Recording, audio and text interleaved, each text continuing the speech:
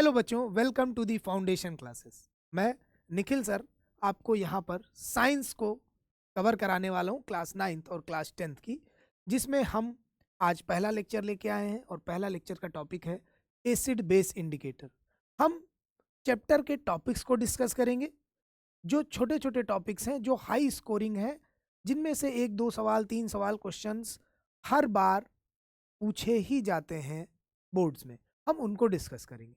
और आज का जो टॉपिक एसिड बेस इंडिकेटर है, और हम सबको पता है, यानी कि अगर आपने थोड़ा भी पढ़ा होगा एसिड और बेस क्या होते हैं, तो एसिड ऐसे सब्सटेंस होते हैं जो सोर होते हैं यानी कि खट्टे होते हैं, और बेस बिटर होते हैं, कड़वे होते हैं। बेस को अगर हम टच करते हैं तो सोपी फील होते हैं, बिल्कुल सोप जैसे होते हैं, स्लिपरी होते हैं। और जो हमारे एसिड्स हैं थोड़ा कोरोजिव नेचर के होते हैं, वैसे सोप्स भी यानी कि बेसेस भी कोरोजिव नेचर के होते हैं। सोप हमारे बनते ही बेस से हैं। तो एसिड बेस इंडिकेटर क्या है, इस पर हम आज का लेक्चर रखते हैं। और इस लेक्चर से मैं ये मानता हूं कि 2 से 3 क्वेश्चंस, सॉरी 2 से 3 मार्क्स आपको मिल सकते हैं। स्पेशली यहाँ से 1 मार्क्स का क्वेश्चन आता ही आता है। इसमें कभी ऑल फैक्ट्री इंडिकेटर्स पूछ लेते हैं, सिंथेटिक इंडिकेटर पूछ लेते हैं। इन्हीं पर हम आज का लेक्चर रखेंगे। तो हम बढ़ते हैं आगे। अब डेफिनेशन क्या है, क्या कहता है इंडिकेटर्स, या हमारे क्या होते हैं।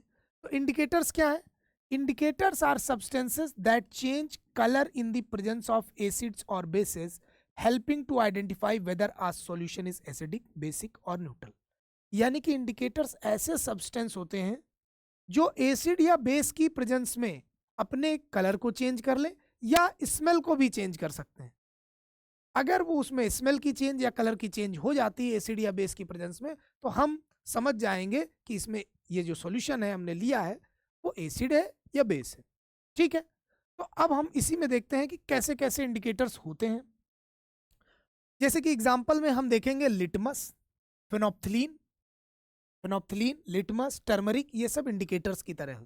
ठीक है, ये हमें बताते हैं कि कोई चीज एसिड है या बेस है अगर हम उनमें एसिड या बेस सॉल्यूशन डालते हैं। चलिए, टाइप्स ऑफ इंडिकेटर्स हम देख लेते हैं। यहां से क्वेश्चन आ जाता है टाइप्स ऑफ इंडिकेटर। तो टाइप्स ऑफ इंडिकेटर में पहला इंडिकेटर जो है वो नेचुरल इंडिकेटर्स होते हैं। नेचुरल इंडिकेटर्स कौन से हैं? जो हमें नेचर से मिलते हैं।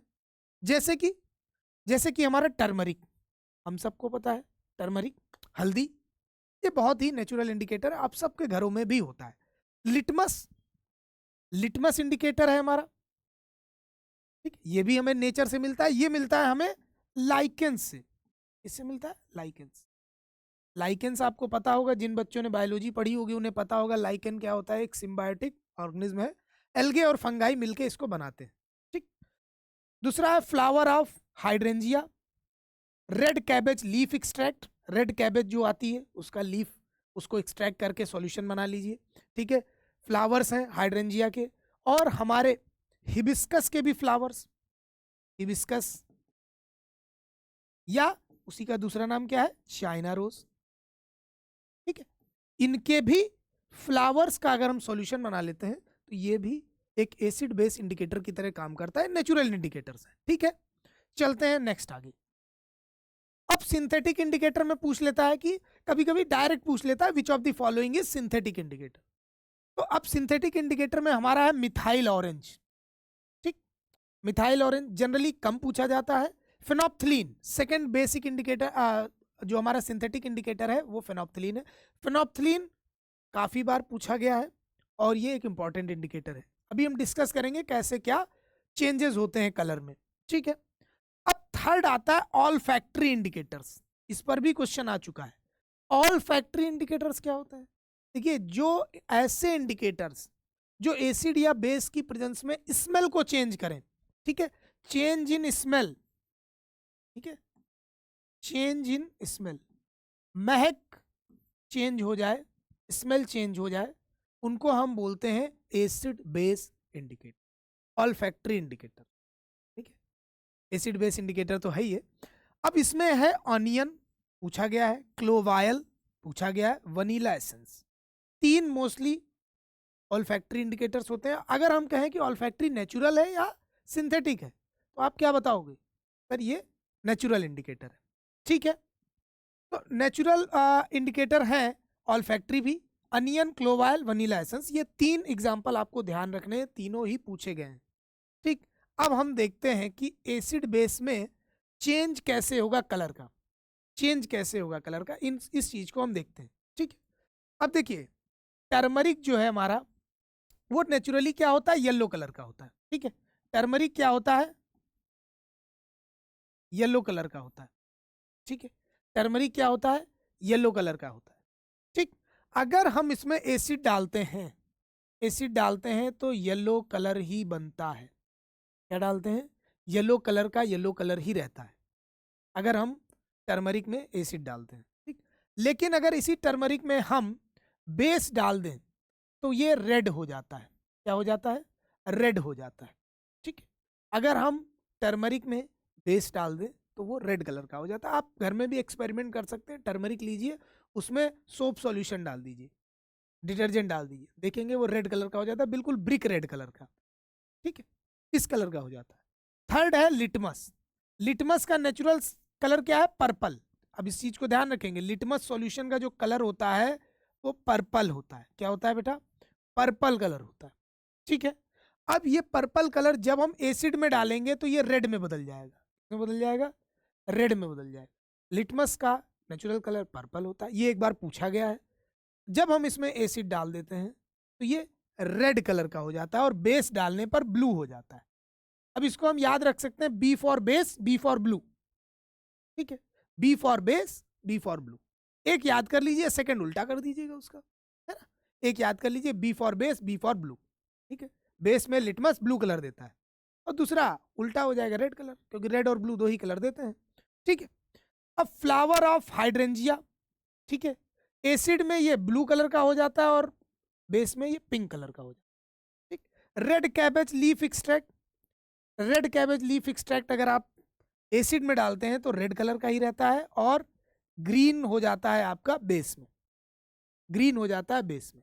अब एक और है जिसमें हम देखते हैं, एक सेकेंड, जो हमारा चाइना रोज है, चाइना रोज यानी कि हिबिस्कस, है ना, हिबिस्कस, ये कैसे कलर चेंज करता है।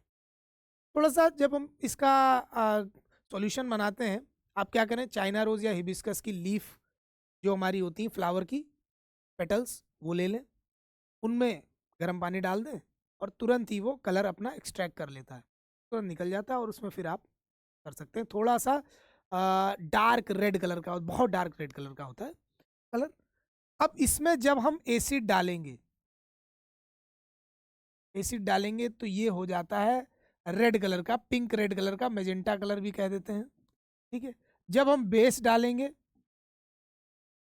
बेस डालेंगे तो ये ग्रीन कलर का हो जाता है।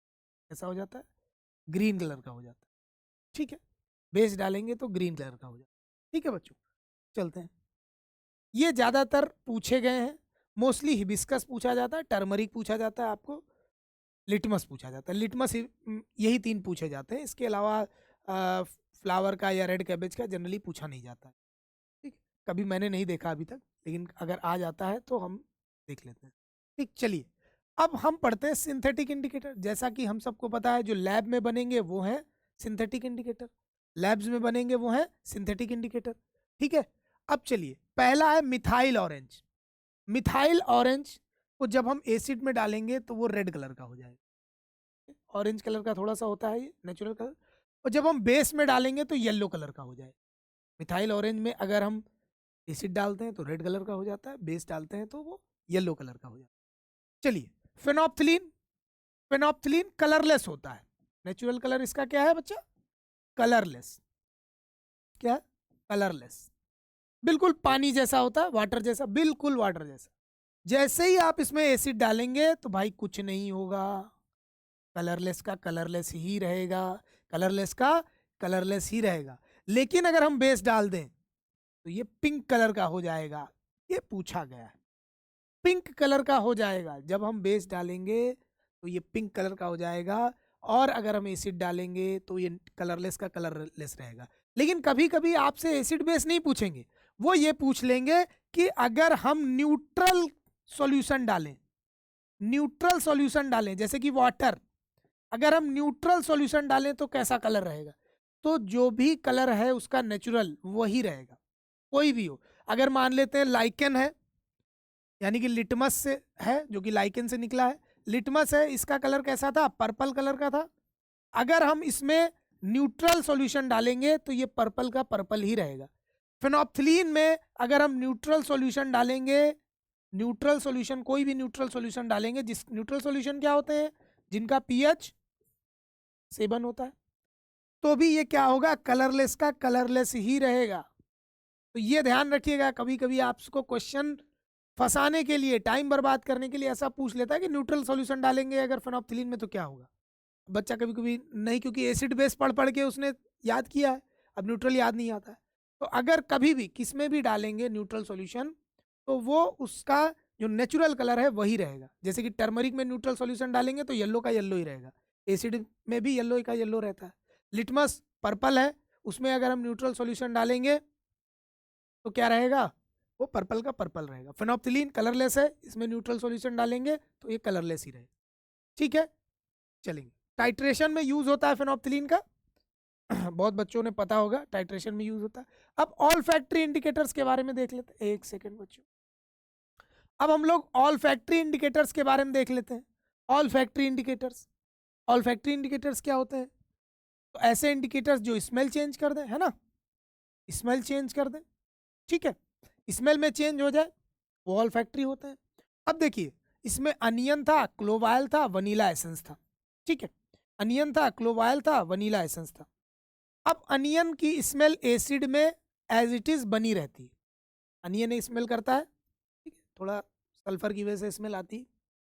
तो अनियन में अगर आप एसिड डालते हैं या एसिड में अनियन के एक्सट्रैक्ट डालते हैं तो स्मेल में कोई चेंज नहीं होगा, नो चेंज।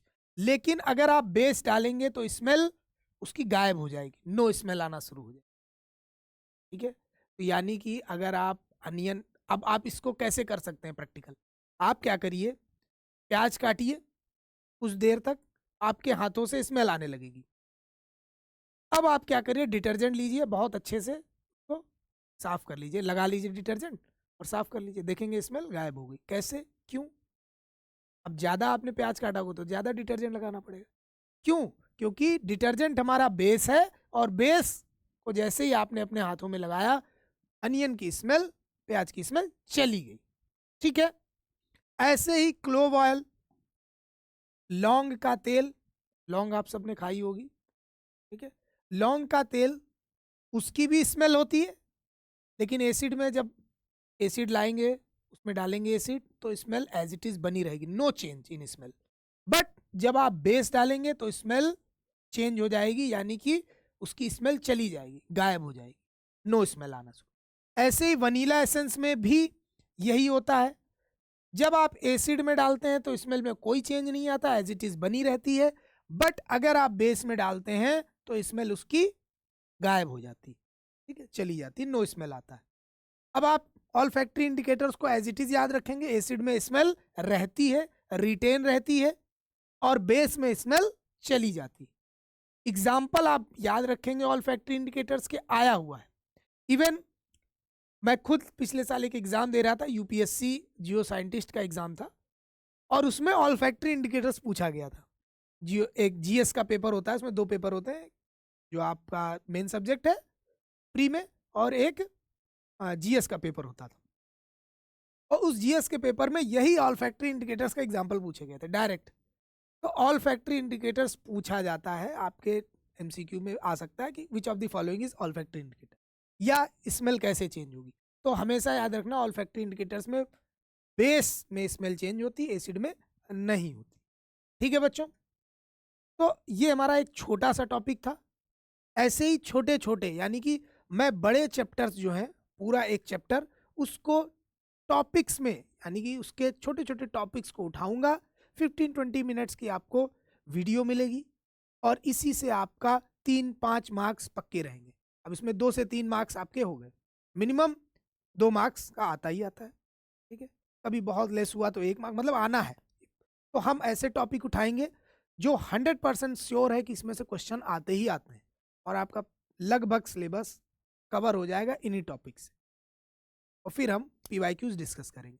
ठीक है बच्चों, तो मिलते हैं नेक्स्ट वीडियो में। इसी तरीके से जुड़े रहिए फाउंडेशन क्लासेस के साथ। जय हिंद।